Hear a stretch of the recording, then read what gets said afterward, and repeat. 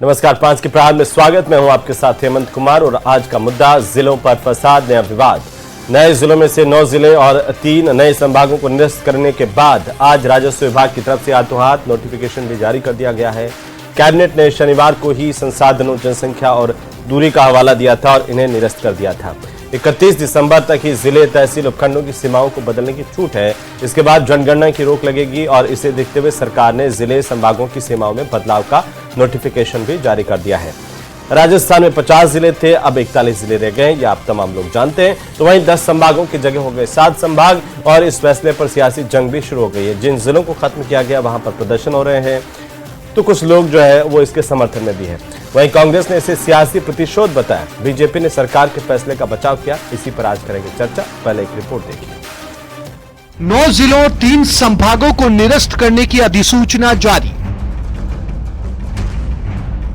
गहलोत सरकार ने बनाए थे नए 17 जिले और 3 नए संभाग। 8 जिलों को रखा गया यथावत, तीनों नए संभाग निरस्त। राजस्व विभाग ने अलग अलग 9 नोटिफिकेशन जारी किए। 9 नए जिले और 3 संभाग निरस्त करने पर सियासी जंग। अशोक जी गहलोत ने निर्णय करके और अनूपगढ़ को जिला बनाया था और आज राजनीतिक प्रतिशोध निकालने के लिए और कांग्रेस को वाह ना मिले, मात्र इसके लिए इन्होंने अनूपगढ़ को जिला तोड़कर जो गंगानगर में मिलाया है। इससे अनूपगढ़ की जनता में भयंकर आक्रोश है। कांग्रेस ने बताया सियासी प्रतिशोध वाला फैसला। जिलों पर फसाद, नया विवाद।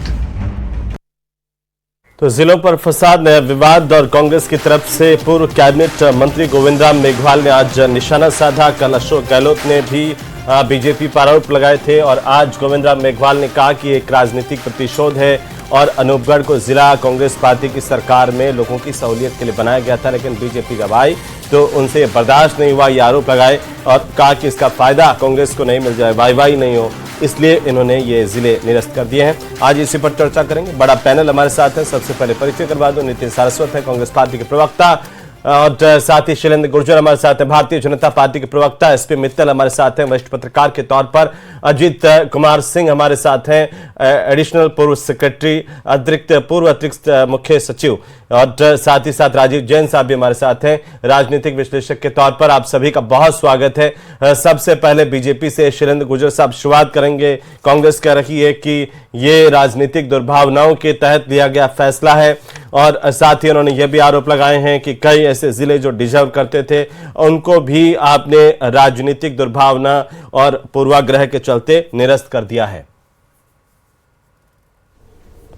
बिल्कुल भी नहीं हेमंत जी, आप देखिए, भारतीय जनता पार्टी कोई भी काम जनता के हितों के लिए करती है, कभी दुर्भावना से कोई काम नहीं करती है। और जो निर्णय लिए गए, आपने देखा होगा कि जो निर्णय लिए गए वो एक कमेटी बनाई गई थी। ललित के पवार जो पूर्व आईएएस है, उनकी अध्यक्षता में कमेटी बनी थी। उन्होंने इसको स्टडी किया और जो रामलुभाया कमेटी की रिपोर्ट थी उसको भी उन्होंने पूरा विश्लेषण किया, संश्लेषण किया। उसके बाद राज्य सरकार को अपनी रिपोर्ट सौंपी जो कैबिनेट में रखी गई। अगर राजनीतिक दुर्भावना से काम किया गया था तो वो कांग्रेस पार्टी की गहलोत सरकार ने किया था। जो राजनीतिक दृष्टि से था, वोटों की फसल काटने के लिए था, विधायकों को खुश करने के लिए था, चुनाव जीतने के लिए था, लेकिन दुर्भाग्य से के अंदर पूरा रिसर्च किया था और फिर जिले बनाए थे। वो ये कह रहे हैं, दावा करते हैं कांग्रेस पार्टी। हेमंत जी, रामलुभाया जी ने की कमेटी जरूर बनी थी, लेकिन उनकी रिपोर्ट आने से पहले मुख्यमंत्री जी ने उनकी सलाह लिए बगैर कमेटी की रिपोर्ट देखे बगैर जिलों का बंटवारा कर दिया, जिले बांट दिए रेवड़ियों की तरह विधायकों को खुश करने के लिए। आप देखिए, राजनीतिक दृष्टि से आनंद फानंद। तो आप मतलब क्या कह रहे हैं? आप क्या सवाल उठा रहे हैं कि रामलुभाया कमेटी की रिकमेंडेशंस नहीं मानी सरकार ने, तत्कालीन सरकार ने, कांग्रेस पार्टी की सरकार ने अपनी इच्छा से जिले बना दिए? बिल्कुल, निश्चित तौर पर आप देखिए ना, जब तो उसकी रिपोर्ट लेकर के आए हैं, रामलुभाया की रिपोर्ट। आप तो सरकार में रिपोर्ट साझी कीजिए। ऐसे ऐसे हवाई बातों से काम थोड़ी चलता है। गुर्जर साहब, नहीं, बिल्कुल नहीं। आप रामलुभाया कमेटी की सरकार में आप रिपोर्ट लाते, कहिए कि देखिए ये रिपोर्ट है, इसमें रिकमेंडेशन नहीं है और इन्होंने गलत बनाए, ये दिखाइए ना, फिर कहाँ है वो? आपके पास तो है ना रामलुभाया कमेटी की रिपोर्ट। था कि राम लोबाया कमेटी ने उस रिपोर्ट को टेबल नहीं करी। सरकार ने आनंद फानंद में तो हमें कैसे पता चले कि टेबल के लिए वोटों की फसल काटने के लिए आप कैसे जनता को, राजस्थान की जनता को यकीन हो? क्योंकि देखिए अनूपगढ़ को लेकर के वो कह रहे हैं कि अनूपगढ़ को जिला बनाने की मांग कितने लंबे समय से, नीमका थाना को जिला बनाने की मांग कितने लंबे समय से थी, लोगों ने सालों संघर्ष किया, तब जाकर के एक जिला बना। आपने एक झटके के अंदर, एक साल के अंदर उसको कैंसिल कर दिया, अब लोग भुगते। और वो ये भी आरोप लगा रहे हैं कि दूधू को चलिए मान लेते हैं छोटा है, लेकिन खैरतल तिजारा तो उसके ही बराबर था, वो आपने रख दिया। दूधू को दुर्भावनावश आपने कैंसिल कर दिया। वो कह रहे हैं कि अगर ऐसा ही था तो फिर डीग को भी हटा देते, वो नहीं हटाया। देखिए जहां तक रहे दूधू की बात, तो आप देखिए दूधू जो है वो नगर पालिका बनी थी 3 महीने पहले, और उसको किस तरह से जिला बनाया गया पूरी राजस्थान की जनता जानती है गहलोत सरकार ने क्या काम किए। और आज वहां से हमारे माननीय उप मुख्यमंत्री हैं, फिर भी उस जिले को खत्म कर दिया गया है। आप देखिए यही तो आरोप लगा रहे हैं कि आपने सल्टा दिया है डॉक्टर प्रेमचंद देरबा को इस आधार पर, और जिनको नहीं सल्टाना था उनको बरकरार। मैंने आपको बताया ना, व्यवहारिक ये मीडिया गॉसिप है, यह जनता इस तरह की कोई बात नहीं सोच रही। जो भी निर्णय लिया गया है वो आप देखिए पैरामीटर्स के तहत लिया गया है, जो ललित के पवार कमेटी ने रिपोर्ट सबमिट की उसके आधार पर लिया गया, जो भौगोलिक दृष्टि से, जनसंख्या की दृष्टि से, वित्तीय संसाधन की दृष्टि से, और जितनी भी प्रशासनिक सुविधाएं किस तरह से दी जा सकती है जनता को, उससे लिया गया है। जो व्यवहारिक है, गहलोत सरकार ने जो निर्णय लिए थे उसका विरोध पहले भी कई जिले कर रहे थे, आप देखिए। और आज जो निर्णय लिए गए वो जनता के हित में निर्णय लिए गए, मानदंड अनुसार और नियम अनुसार निर्णय लिए गए। ठीक है, नितिन सारस्वत जी, सरकार कह रही है कि हमने जनता के भावनाओं को देखते हुए और जो कमेटी की सिफारिश है ललित के पंवार साहब की कमेटी, और उसी के आधार पर निर्णय किए हैं। आपने आनंद फानंद में ऐसे बना लिए वाई लूटने के लिए, हमने वाई लूटने के लिए नहीं बनाए हैं, हमने वाई लूटने के लिए कैंसिल नहीं किया है। हम ये मान के चलते हैं कि जनता को फायदा कैसे मिले, इसलिए हमने कैंसिल किया। बोलिए। देखिए हेमंत जी, सबसे पहले तो मैं आपको साधुवाद करना चाहता हूं। आपने बीजेपी के प्रवक्ता से कुछ सवाल पूछे और वो बे करने लग गए। उनके पास सवाल नहीं थे, ना वो टेबल की रिपोर्ट थी कि क्या टेबल की नहीं की, क्या किया, वो रिपोर्ट क्या है। अब मैं रुकिए, एक बार रुक जाइए ना, एक बार रुक जाइए। बात करिए, अगर डिबेट मतलब आप आंसर नहीं देने लगे, आप उसका कोई आंसर नहीं देने लगे। तरीके से बहस करिए। देखिए कांग्रेस के प्रवक्ता देखिए राहुल गांधी की तरह सड़कों की भाषा, देखिए ये सड़कों की भाषा कौन बोलता है वो सबको पता है। सड़कों की भाषा अब मैं बता रहा हूँ, आप बता रहा हूँ, आप बोलने दीजिए, बता रहे। अरे मैं बता रहा हूँ। गोजर साहब 1 मिनट की पहली टिप्पणी है, प्लीज उनको 1 मिनट अपना पूरा करें। गोजर साहब शब्दों की मर्यादा नहीं रखेंगे गोजर साहब, तो मैं इनको डिबेट नहीं करने दूंगा। गोजर साहब, शब्दों की मर्यादा रखें सबसे पहले। एक दूसरे को धमकाने की जरूरत नहीं। गोजर साहब सुनिए ना, देखिए 1 मिनट उनको भी सुन लेते हैं, उसके बाद मैं उनसे भी सवाल जवाब करूंगा और फिर हम डिबेट में आएंगे। एक बार उनकी बात तो आ जाए ना सर, बोलिए। देखिए हेमंत जी, मैं ये कहना चाहता हूं कि ये सब पूरे प्रदेश को पता है कि 1 साल जिस तरीके के हालात यहाँ पे रहे हैं, उसके बाद में इनको गिनाने के लिए कुछ नहीं था। जहां एसआई परीक्षा भर्ती, जो आज भी कैबिनेट मंत्री जो किरोड़ी लाल मीणा जी हैं वो कह रहे हैं कि वो तो मुख्यमंत्री बताएंगे, इनके पास वो रद्द करने का उपाय नहीं था, तो इन्होंने जनता को बरगलाने के लिए और उनके हितों पर कुठाराघात करने के लिए ये निर्णय लिए हैं। मैं कुछ नहीं पूछना चाहूंगा, ना मैं आज राजनीति करना चाहूंगा, मैं कुछ चुनिंदा सवाल पूछना चाहूंगा। इतनी सारे बड़े डिसीजन लिया, कोई भी कारण नहीं बताया। मैं आज पूछना चाहता हूं, क्यों डीग जिला है, क्यों अनूपगढ़ में ऐसी क्या कमी है जो अनूपगढ़ को जिले से हटा दिया गया, डीग जिला बना रहा। ऐसे क्या रहा कि खैरतल जिला बना रहा, नीमका थाना को जिले से हटा दिया गया।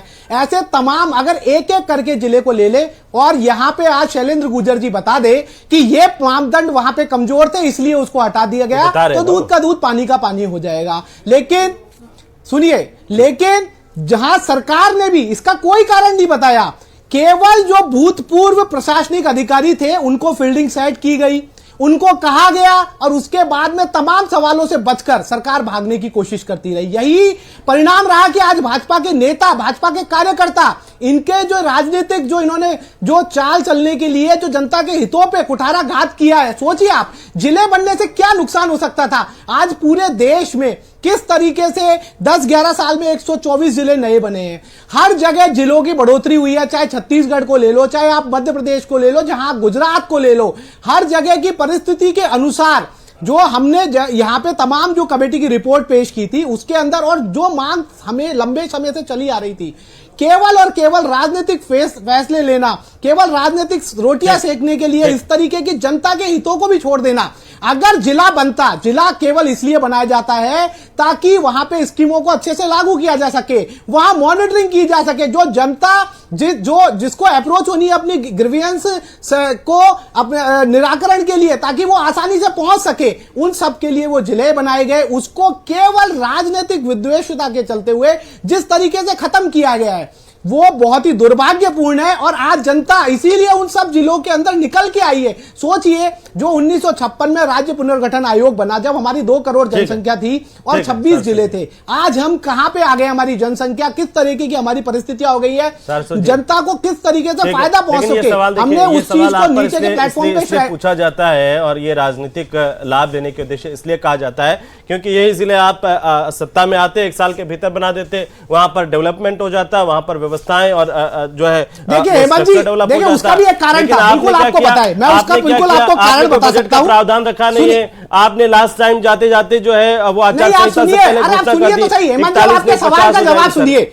बीते 5 साल में, सुनिए आप मेरे, सुनिए तो सही जी, पहले 4 साल में हमने 1285 राजस्व ग्राम बनाए, 1131 नवीन पटवार मंडल बनाए, 32 आरआई सर्किल बनाए, 185 उप तहसील बनाई, 85 तहसील बनाई, 35 एसडीएम ऑफिस बनाए, 13 ये 2 साल के भीतर बना देते ना। और उसके बाद में जब हमने नीचे सेट किया तो उनके मॉनिटरिंग के लिए जिला बनाया और उनको बजट अलोकेट किया और वहां पे प्रशासनिक पोस्टिंग की, सब चीजें हमने की ताकि धीरे धीरे चीजों को और बेहतर किया जा सके। मैं ये कह रहा हूं, आपसे पूछना चाहता हूं, डीग में ऐसा क्या था जो अनूपगढ़ के पास नहीं था? वो सवाल में कर लूंगा, वो सवाल में कर लूंगा। और ऐसा क्या था जो नीम का थाना के पास नहीं था? मत कीजिए, मुझे आप ये जवाब, इस सवाल का जवाब आप दे दीजिए, बीजेपी के किसी नेता ने दिया वो जवाब दे दीजिए, या शैलेंद्र जी जवाब दे दें इस बात फिर का। आप बता दीजिए ना कि जब आपने जिलों का गठन किया तो आपने बजटीय प्रावधान किया था क्या?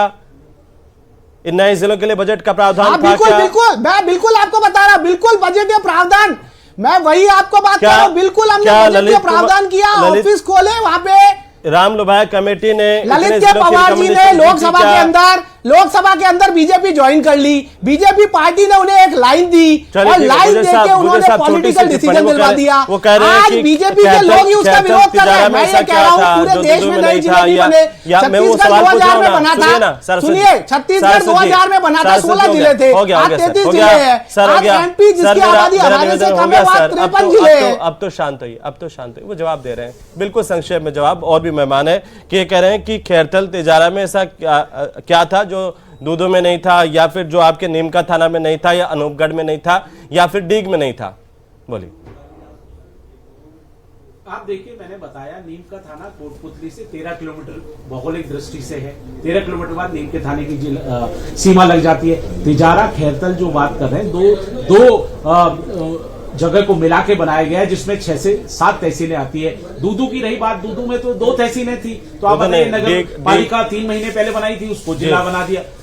डीग भी आप देखिए, भौगोलिक दृष्टि से डीग को भी बनाया गया है, जो भरतपुर से 40 से 45 किलोमीटर दूरी पर है। तो निश्चित तौर पर आप देखिए, हेडक्वार्टर जो भरतपुर का है, अगर डीग का लास्ट छोर देखेंगे जो मथुरा के पास में आता है, जो अपना पूछड़ी का 40 किलोमीटर तक जा सकते हैं ना, मान्यताएं हैं, जब गोवर्धन परिक्रमा इतने सालों तक हमारे डीडवाना कुचामन वाले लोग हैं, वो नागौर जिला के हेडक्वार्टर पर, कुचामन के जो लोग थे नागौर जिला हेडक्वार्टर पर जाते जाते 100 से ज्यादा किलोमीटर चल के जाते थे। 30 से 40 किलोमीटर का हेडक्वार्टर में तो आपने कर दिया। बाकी वाला जो अनूपगढ़ का हेडक्वार्टर, उतना भी वहां पर भी तो आप रैम खा सकते थे। नीमका थाना में भी सीकर संभाग को लेकर के भी सवाल, मैं आऊंगा। और बाकी हमारे मेहमान हमारे साथ है, एसपी मित्तल साहब भी, अजीत कुमार सिंह जी। एक छोटी सी टिप्पणी इस पर आपकी कि आखिरकार जो ये आरोप लगा रही है कांग्रेस पार्टी की, राम लोभाया कमेटी को दरकिनार करके जिले बनाए गए थे, किसी तरह की रिकमेंडेशंस नहीं मानी गई, क्या ऐसा संभव है? क्या हवा में घोषणा हो गई और हवा में रद्द हो गए?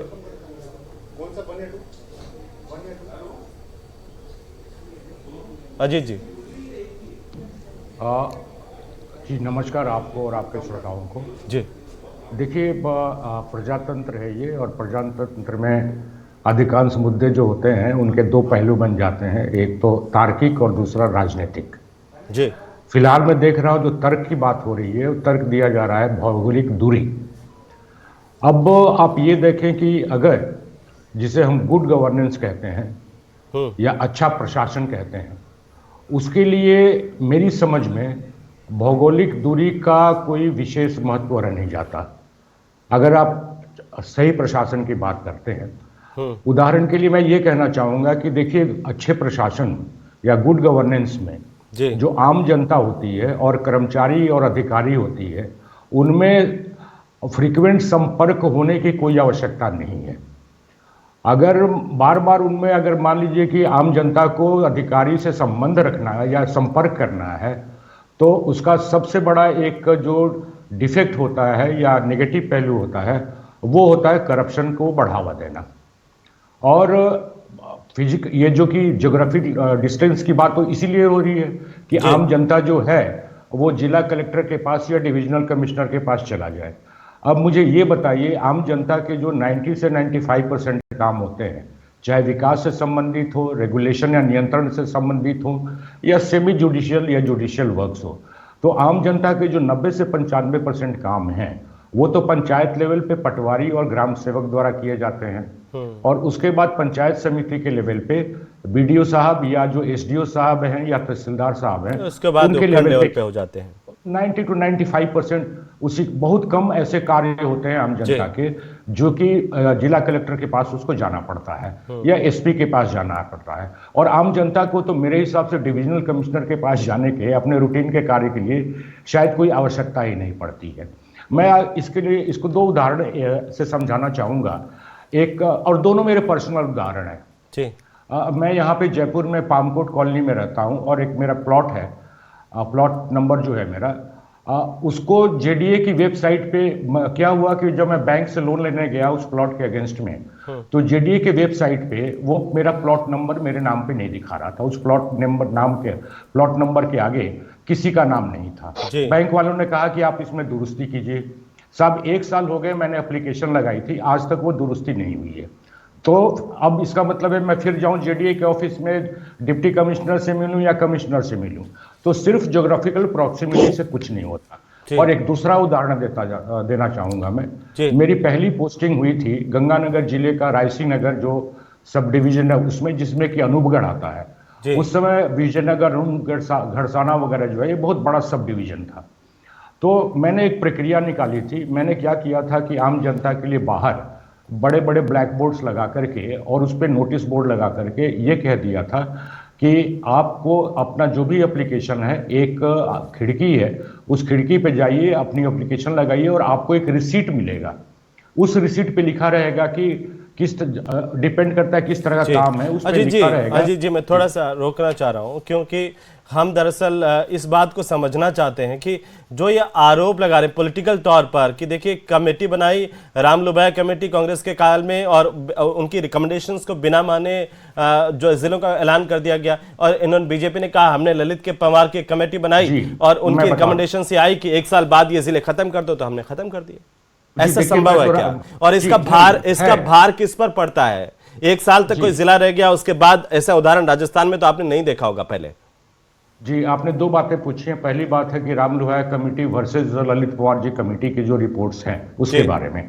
देखिए, जहां तक रामलुभाया जी कमेटी की रिपोर्ट थी और जो कि पिछली कांग्रेस सरकार ने किया था, प्रथम दृष्टया कई केसेज ऐसे हैं जो कि तार्किक नहीं लगते हैं कि उन जिलों को बनाने के लिए, डिवीजन को बनाने के लिए कोई तर्क था। प्रथम दृष्टया वो बिल्कुल साबित होता है। जहां तक फिलहाल जो वर्तमान गवर्नमेंट है, इसके बारे में जो हमने रिपोर्ट देखी है और जो 1-2 टीवी पैनल डिस्कशंस में मैं गया था, उसमें कांग्रेस के प्रवक्ता ने आज तक नहीं बताया कि डिस्क्रिपेंसी कहाँ है, कि कौन से आधार, जो आधार लिए गए हैं, इन्होंने 3 आधार बड़ा क्लियर लिए हैं। एक तो है कि इन्होंने क्या किया है कि सारे राज्य को 3 तरह के क्षेत्रों में बांटा है। एक तो जनरल क्षेत्र है, सामान्य क्षेत्र है, दूसरा जो है मरुधरीय क्षेत्र है जो कि डेजर्ट एरियाज हैं, और तीसरा है आदिवासी क्षेत्र है। और उसके बाद इन्होंने एक क्राइटेरिया जो ये बताया कि कितने पॉपुलेशन पे, कितने डिस्टेंस पे पंचायतें होंगी, पंचायत समिति वगैरह होगी।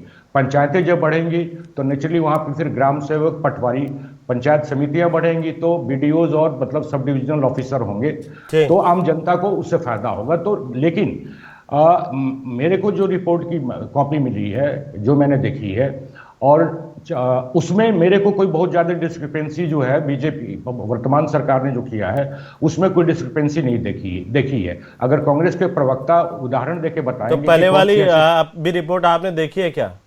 जी बिल्कुल देखिए, पढ़ी है हमने, बिल्कुल राम डिटेल में लोभाया हमने कमेटी पढ़ी। की रिपोर्ट्स आपने पढ़ी थी?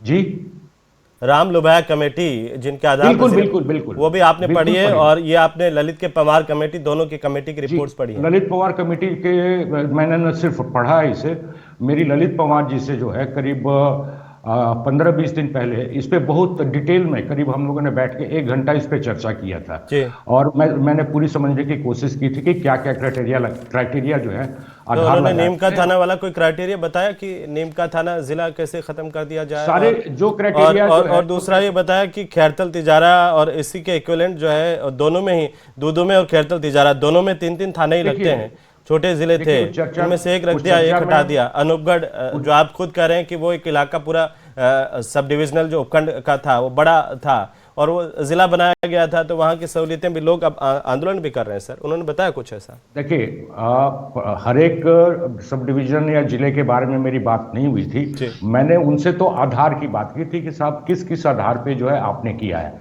यही मैं कांग्रेस प्रवक्ता से निवेदन करना चाहूंगा कि जो अभी जो अपनी चर्चा चल रही है इसमें अगर स्पेसिफिक एग्जाम्पल नहीं है, ठीक है, कि कैसे इसको ब्रेक किया गया है जो कि आधारों के विहीन है, तो एक बात बनती है। ठीक है, वो पूछ रहे हैं कि कोई आधार है? संक्षेप में, बिल्कुल संक्षेप में, 30 सेकंड। देखिए, सबसे पहली बात तो मैं ये कहना चाहता हूँ कि राम लोभाया कमेटी जी की ये जो सिफारिश है थी, इन्होंने पढ़ी भी है और टेबल भी की है। कल पूर्व मुख्यमंत्री अशोक गहलोत जी ने भी अपनी प्रेस कॉन्फ्रेंस में बताया कि उसी के आधार पे परीक्षण करके ये सब चीजें की गई। पहली बात तो ये। सेकंड बात ये, जैसे मैं एग्जांपल पूछना चाहता हूँ कि 35 किलोमीटर अगर डीग से भरतपुर है, वहीं सांचौर से जालोर जो है 135 किलोमीटर है, वहीं अनूपगढ़ से गंगानगर की दूरी 125 किलोमीटर है। तो अगर दूरी के आधार पे अगर वो किया गया तो ये दूरी कहां से चली गई? ऐसे अगर हम आबादी की बात करते हैं किसी भी जगह की, पहले उन्होंने बोला कि 3 विधानसभा क्षेत्र होने चाहिए किसी भी जिले में, इस कारण कई निरस्त कर दिए गए। लेकिन प्रतापगढ़ में परिसीमन होने के बाद में भी आज भी 2 विधानसभा क्षेत्र है। ऐसे कई जगह किसी, आप गुजरात में ले लिए, एक जो डांग जिला है, अभी गुजरात में नहीं जाएंगे, वहां पे छोटे जिलों का कॉन्सेप्ट बीजेपी लेके आई थी, ये बात ठीक है, ये बात ठीक है, उस पर नहीं जाएंगे, हम डिस्कस कर चुके हैं। अजीत जी बोल दिया। मित्तल साहब मैं आपसे सीधा जी, 5 लाख है, ठीक है, वो आ गया, वो देख लिया हमने, उस पर बात भी हो गई। मित्तल साहब जो कांग्रेस के आरोप है और बीजेपी का कहना है, कैसे देख पा रहे हैं? फाइनल कमेंट है आपका, बोलिए। देखिए हेमंत, जिस तरीके से जिले बनाए गए और जिस तरीके से जिलों को खत्म किया गया, ये सब पूरी तरह राजनीतिक है।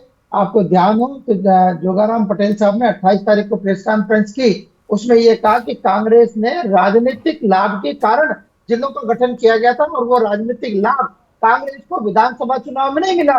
जहां नए जिले बनाए गए वहां कांग्रेस हार गई। तो ऐसी स्थिति के अंदर उनकी जरूरत नहीं है। उन्होंने बहुत साफ कह दिया कि जिस राजनीतिक नजरिए से कांग्रेस ने बनाए वो चूंकि क्या नाम से उनको लाभ नहीं हुआ तो हमने हटा दिए। और जहां तक कि बार बार सवाल उठाया जा रहा है कि डीग का क्या नाम से खैरतल का, तो ये समझना चाहिए कि डीग जो है मुख्यमंत्री जी जो भरतपुर के हैं उनका क्षेत्र है, और जो क्या नाम से खैरतल तिजारा है वो केंद्रीय मंत्री भूपेंद्र यादव जी का क्षेत्र है।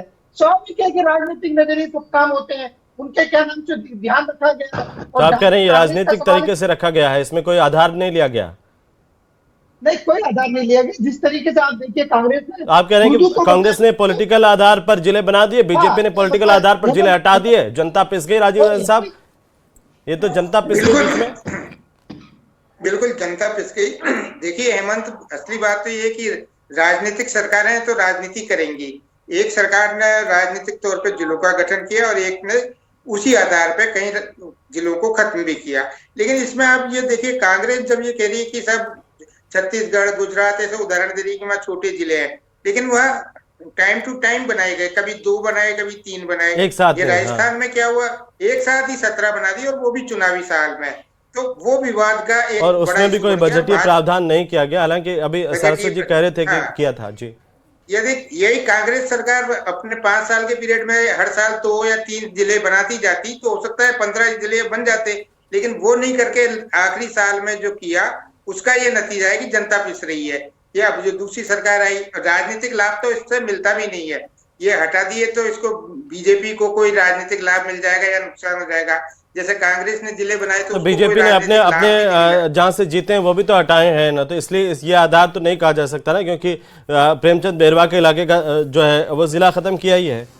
बाकी अनूपगढ़ के भी बीजेपी के कार्यकर्ता नाराजगी उनके सामने आ ही रही है। बहरहाल बहुत शुक्रिया इस चर्चा में शामिल होने के लिए। कुल मिलाकर के भारतीय जनता पार्टी की सरकार ने यह निर्णय लिया और ये बड़ा फैसला कहा जा रहा है, और ये भी कहा जा रहा है कि सरकार ने साबित किया कि वो बड़े फैसले लेने से हिचकेगी नहीं। अगर वो जनहित में, कितने जनहित में है ये आने वाला वक्त तय करेगा और जनता बताएगी कि आखिरकार क्या उनको कोई लाभ मिल रहा है या नहीं मिल रहा है।